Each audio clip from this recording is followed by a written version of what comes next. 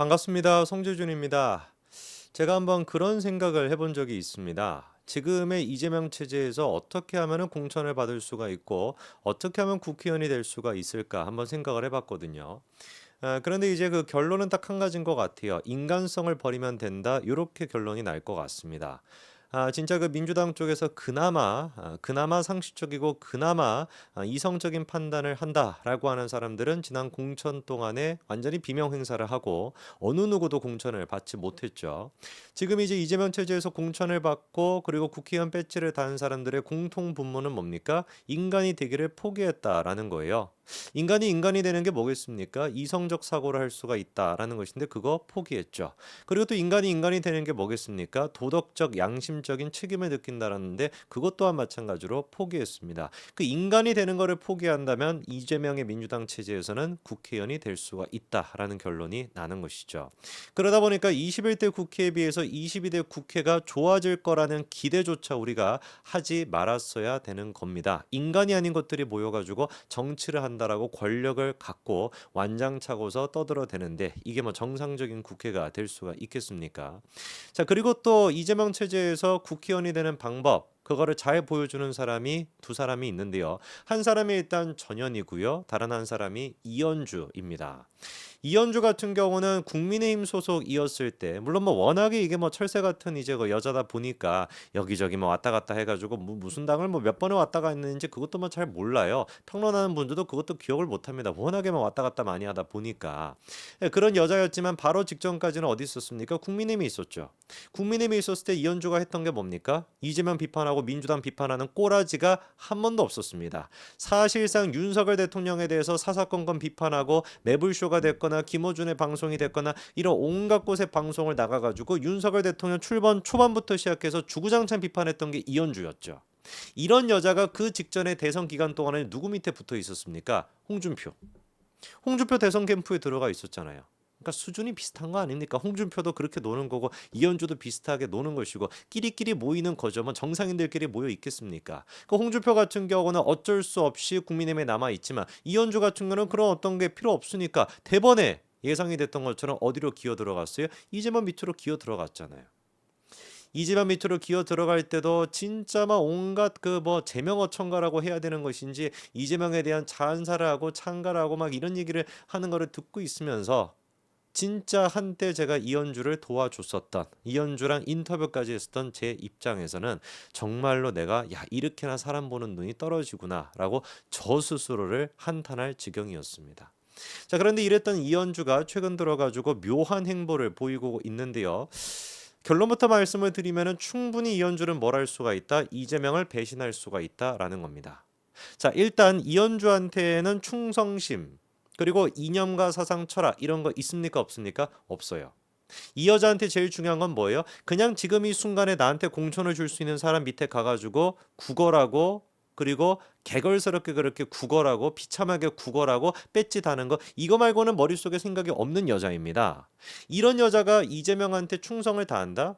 이재명이 만약에 조금이라도 사법 리스크가 부각이 되고 조금이라도 1심 재판 결과가 좀 심각하게 나왔다라고 하는 그 순간부터 제일 먼저 이재명을 칠 사람이 이현주다라고 제가 예상하지 않았습니까? 지금 그대로 되고 있습니다. 이재명 같은 경우도 사실 이현주를 그렇게 전적으로 신뢰하지는 않는다라고도 제가 말씀을 드렸죠.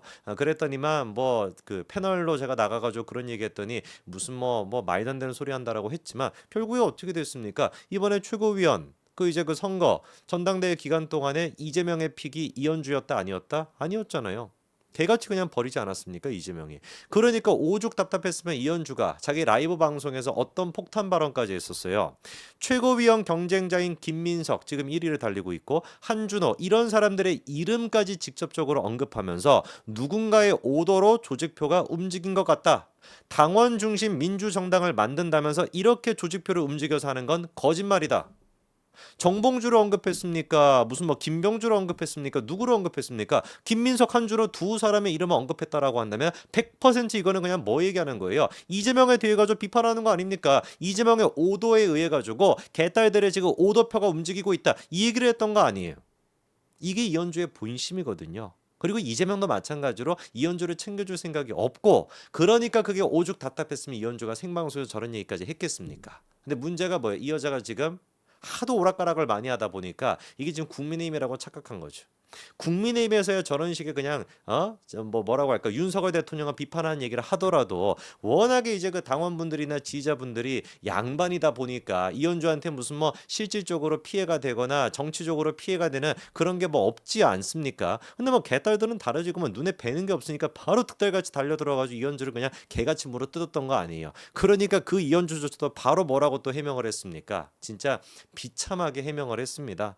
조직 하나 없이 지역을 돌다 보니까 솔직히 벽에 부딪혔다. 오랫동안 라이브 방송을 안 한 것 같아서 하다 보니까 경솔한 말들은 했던 것 같다. 제가 당에 들어온 지 얼마 안 되다 보니까 당을 잘 모르면서 경솔한 말씀을 드렸다. 이게 무슨 말이겠습니까? 방금 제가 말씀드렸던 그 얘기 아니에요. 국민의힘에서는 이 정도 얘기하더라도 내가 윤석열 대통령 비판하고 말도 안 되는 걸 윤석열 대통령 비판해도 별 문제 없었는데 여기서는 진짜 비판할 거를 가지고 비판을 했더니만 개딸들이 그냥 미친 사람들처럼 막 달려드니까 막 지금 당황하는 거 아닙니까? 그러니까 뭐라고 하는 거예요? 당에 들어온 지 얼마 안 되다 보니까 당을 잘 몰라서 한 소리다. 개딸들의 파워를 개딸들의 어떤 그 공격성을 이현주가 몰랐던 거죠. 그리고 그날 똑같이 방송에 또 한판 승부에 나가가지고 뭐라고 또 이재명을 뭐 속된 표현으로 뭐 이거 우리가 뭐 한다, 뭐 아된다 뭐 이런 얘기 있지 않습니까? 뭐 얼마나 그렇게 하는지 뭐라고 얘기하냐? 이재명 후보가 이재명 당대표 후보께서 내세우고 있는 새로운 민주당 콘셉트에 가장 잘 어울리는 후보 그게 바로 이현주다. 이재명 대표하고 가장 이런 미래에 대한 비전을 가장 잘 공유하고 있는 후보가 바로 이현주다. 이재명 대표께서 픽한 그래서 영입 후보다. 이 말씀을 드리겠다. 한 문단에 이재명 대표님께서 나를 갖다가 간택하셨다라고 하는 얘기가 세 번 네 번 계속 등장을 해요. 그러니까 완전히 그냥 이재명 어천가를 그냥 부르고 있는 거 아닙니까? 근데 이렇게 부르면 부를수록 어떻게 돼? 비참해지는 거죠. 왜? 이재명의 눈길은 이현주한테 가지 않으니까. 자, 이거를 과연 그러면 이현주가 못 느꼈을까? 개딸들에 대해서조차도 이현주가 뭐라고 고개를 팍 숙이고 그냥 뭐 90도로 대가리를 그냥 쳐박고 뭐라고 얘기를 했습니까? 어떤 소수 강경 개딸들 뭐라고 얘기를 하지만 제가 보기에는 오히려 지금 상황은 개딸들의 강경함이 별로 안 드러나고 있는 것 같아요. 너무 시시하게 진행이 되다 보니까 마음에도 없는 소리를 갖다가 아무 소리나 짓거려 대는 겁니다. 그 정도는 해야 민주당에서 국회의원 배지 달 수 있는 거겠죠, 그렇죠? 지가 개딸들한테 그런 식으로 공격을 당해가지고 90도로 지금 대가리 쳐받고 사과했는 마당에 뭔 놈의 개딸들의 강경함이 별로 안 드러난다라는 거겠어요. 이렇게까지 비굴하게 대가리를 받고 사과했던 게 이현주인데 이 이현주가 평범한 여자가 아니지 않습니까? 이 여자도 한 또라이 하는 그런 성격이 있는 사람이거든요. 뭐 속에서 막 부글부글 거리고 있겠죠. 틈만 나면은 내가 반드시 이재명을 갖다가 잡을 것이고 이재명을 갖다가 내가 뒤엎을 거다라는 생각이 있을 텐데 왜 제가 그렇게 판단할 수가 있냐면요. 요렇게 사과하고 난 뒤에 이현주가 했던 발언들이 찾아보니까 첫째 일단 오세훈 시장 25만 원 뿌릴 돈으로 TMF 피해자를 지원하자고 대권에 눈 멀었다. 뭐 이런 말이 있고 윤석열 대통령 하야 5.18 헌법 전문에 전문수록 해내겠다. 뭐 이런 얘기도 있고 사명권 왕조 시대의 유물이다. 김경수가 됐건 누가 됐건 김경수가 뭐 친문 적자라고 봉건 시대냐 뭐 이런 얘기하고 있는데 세 가지 말의 공통분모는 뭡니까? 별로 임팩트가 없다는 거예요. 민주당에서 물론 이제 뭐 정상인들이 들었을 땐 굉장히 임팩트 있는 얘기지만 민주당 같은 지금 또라이력이 만렙 정도가 돼 있는 게 디폴트 값인 민주당의 상황에서는 저 정도 얘기 가지고는 지금 이제 상대가 안 되는 거거든요. 특히 누구한테? 전현희한테. 전현희는 뭐라고 합니까? 윤석열 대통령 김건희 여사가 살인자다. 이런 지금 망언까지도 하지 않습니까? 근데 문제가 뭐냐면은 이현주의 지금 제일 강력한 라이벌이 전현희거든요. 0.02% 차이로 지금 이현주가 앞서고 있습니다. 근데 한번 두고 보십시오. 민주당이 정상적인 정당이었다라고 한다면 대통령과 김건희 여사에 대해서 그런 말도 안 되는 망언을 했었을 때 당연히 전현희의 지지율이 떨어져야지 정상일 텐데 민주당은 어떻겠어요? 저 얘기를 듣고 전현희 좀 오바했네 이렇게 생각합니까? 박수를 치지 않습니까? 이번 주 18일 날 반드시 전현희가 이현주를 꺾고 교체되겠죠. 지금 이현주가 5등이고 전현희가 6등이거든요. 민주당 같은 경우도 여성 할당제가 있기 때문에 5명 중에는 1명의 여성이 반드시 들어가야 됩니다. 그래서 지금 딱 턱걸이로 이현주가 5등 0.02% 차이로 6등이 전현희인데 전현희가 치고 올라가서 5등에 이현주를 갖다가 뺐겠죠. 그때 이제 뭐가 될 것이다? 이현주의 미친 광기가 시작이 될 것이다. 이거를 잘 보여주는 게 뭐냐면 사실 이현주랑 비슷한 포지션을 조금 더 강하게 가져가고 있는 게 정봉주잖아요. 근데 여러분 혹시 그런 생각 해보셨습니까?